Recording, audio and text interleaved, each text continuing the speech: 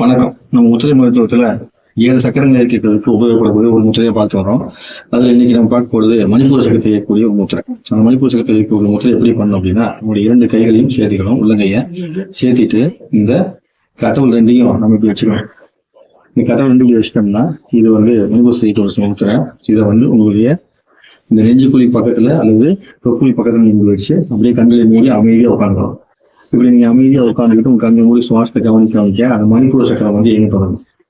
இந்த பயிற்சியை நீங்க செய்ய மணிப்பூர சக்தினால் ஏற்படக்கூடிய அனைத்து நன்மையும் உங்களுக்கு கிடைக்கிறது. ஒரு நாளைக்கு 10 நிமிஷத்துல இருந்து 15 சொல்லி செய்யலாம். நீங்க நல்லா பயிற்சி பண்ணிட்டீங்கன்னா 40 நிமிஷம் சொல்லி செய்யணும். சரிங்களா? அது உடல் தகுதியை பொறுத்து மினிமம் 10 நிமிஷங்கிறது எல்லாருக்குமே பொதுவானது. யாரெல்லாம் மணிப்பூர சக்கரத்தை பயிற்சி செய்யணுமோ அவங்களாம் செஞ்சு வளம் நலம்புன்னு கேட்டுக்கிறேன். மேலும் விரிவான வீடியோ பார்த்தீங்கன்னா டிஸ்கிரிப்ஷன் இருக்குது. அதுவே பார்த்தீங்கன்னா அதோடைய பலன்கள்லாம் விரிவாக இருக்கும். பார்த்து நன்றி. வணக்கம். ஒருவே நம்ம